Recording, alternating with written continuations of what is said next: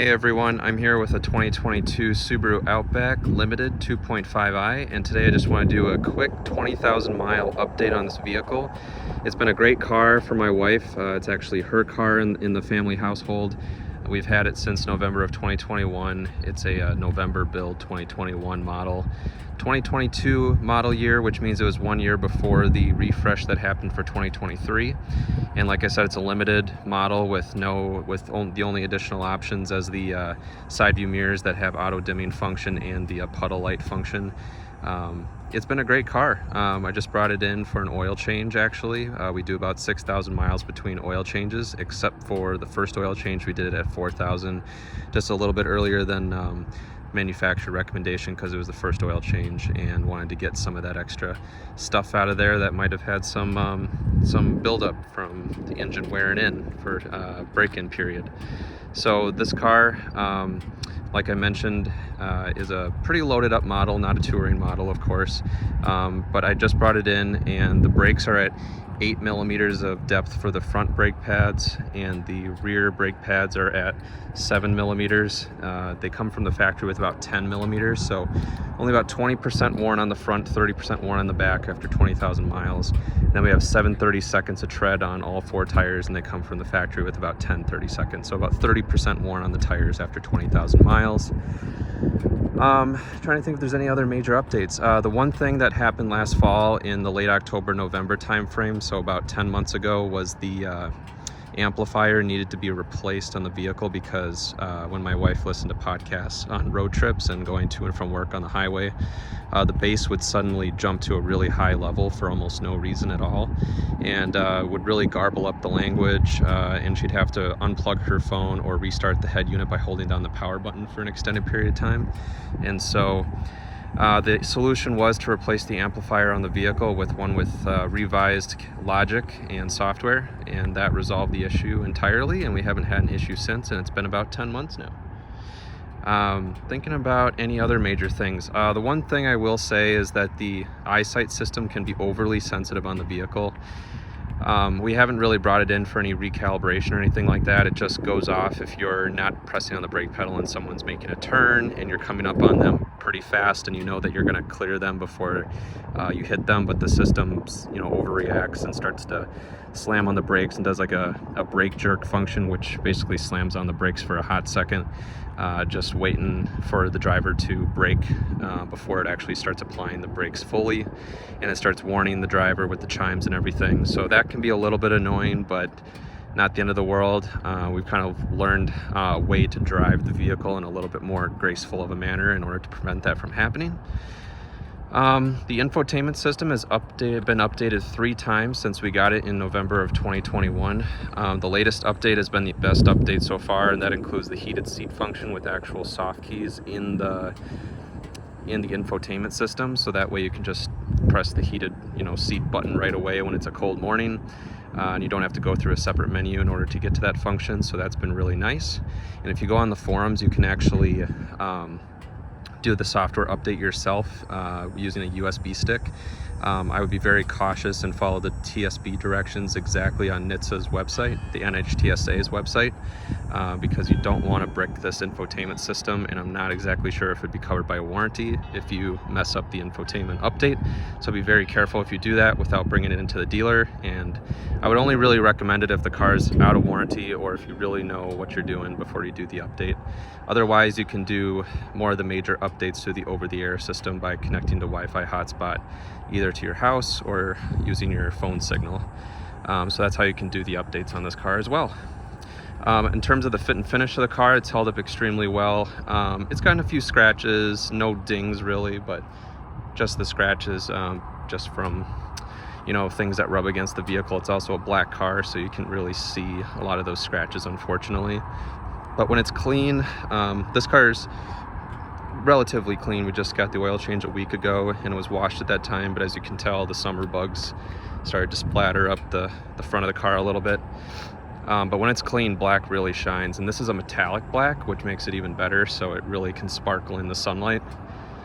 As you can tell, and as I go around the vehicle, you can tell it's a pretty long car. It's about 191 inches long, so this runs about 7 inches longer than a Honda CR-V or a Toyota RAV4. And for the price, which is about $37,000 for a limited trim before options and destination for a 2024 model. 2022 model like this ran $37,005 out the door after tax title, not after tax title, just after destination and the side auto dimming mirror lights.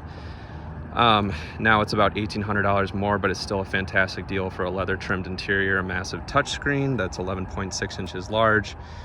Sound system that is, I believe, a 12 speaker Harman Kardon, maybe it's a 14 speaker Harman Kardon with the subwoofer and surround sound.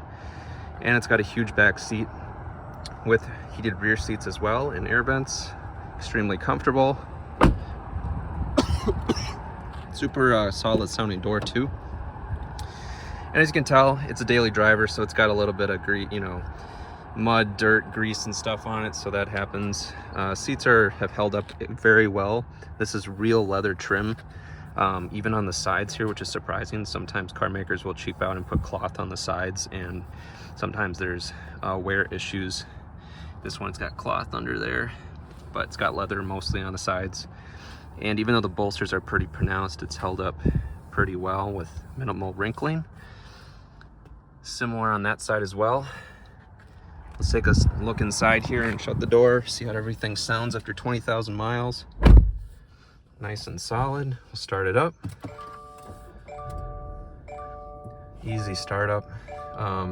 Engine's already warm and it's 88 degrees outside, so it already did its cold start, so no problem at all. Dashboard's not flickering, it's just the refresh rate on the camera doesn't match that of the lighting behind the instrument cluster. And infotainment system, like I said, you got the hard buttons now with the latest updates, so that's really nice. So now you can turn on your heated seats with just a press of a button instead of a extra menu, then going through a whole thing that pops up. So that's really nice. I will say that the backup camera has worked reliably, and it's also very clear, and even at night you can see pretty well behind you.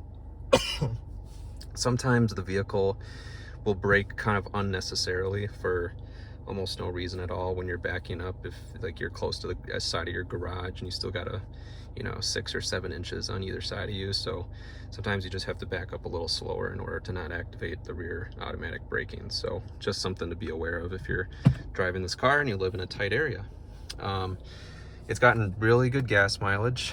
Average over the last 9,843 miles has been 30.7, and I would say about 80% of driving on this vehicle is on the highway.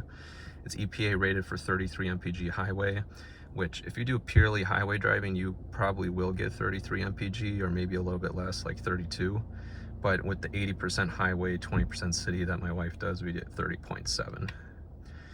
The latest, over 650 miles, I did more highway driving, and that one's 32.5. So if you drive this car nicely and get great gas mileage, insurance is relatively inexpensive on this vehicle. I think the premium is less than $100 a month. I want to say it's like $87 or $88 a month for this vehicle. So it's not terribly expensive. I put it for a single person policy, and we get a little bit of a discount on top of that because we have a multi-car policy discount. So this car is not that expensive to insure either, which is a huge benefit. Otherwise, this car has been pretty solid. I really haven't had any concerns with it. Infotainment system can still be a little laggy, which is, a little bit of a bummer, but it's not the end of the world. It keeps getting better with every software update, and the 2024 models are said to be improved even more. All right, so we'll step outside here. Not really much else to talk about on this 20,000 mile update. As you can tell, it has 20,950 miles on the car. Battery tested as well with full cold cranking amps still pumping out from the factory battery after 20,950 miles. No concerns with the battery. Like I said, about 20 to 30% worn on both the brakes and tires, front and rear. And other than that, we're just trying to keep it in the best shape it can possibly be in and drive it like the car it's meant to be, which is kind of a family vehicle. So if you guys have any questions or comments, please put them in the section below. Otherwise, this has been a great vehicle. And if you're cross shopping like a Honda CR-V or a Toyota RAV4 or any competitors that have good resale value, a reputation for reliability, but you want an even lower insurance rate, and you are not maybe enamored by the recent push for electrification, or if you just want something that's a traditional gas-powered engine with a really reliable all-wheel drive system that works really well in the wintertime, I would highly recommend taking a look at this along with the competitors. All right, guys, thank you for watching and have a good one.